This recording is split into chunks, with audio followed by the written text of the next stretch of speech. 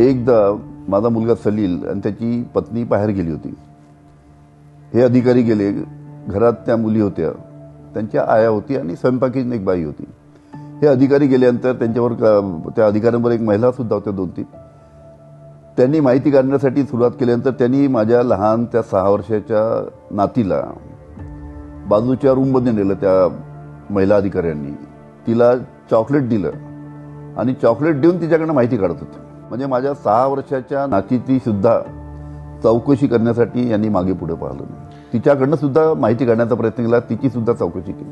म्हणजे कुठल्याही संवेदनशील माणसाला हे ऐकून किळस येईल, शिसारी येईल अशा पद्धतीच्या सूडबुद्धीच्या राजकारणाची, की राजकारण असावं पण ते इतक्या खालच्या पातळीवर अशा सूडबुद्धीनी की 6 वर्षाच्या मुलीची सुद्धा आपण चॉकलेट देऊन चौकशी करून काहीतरी माहिती मिळेल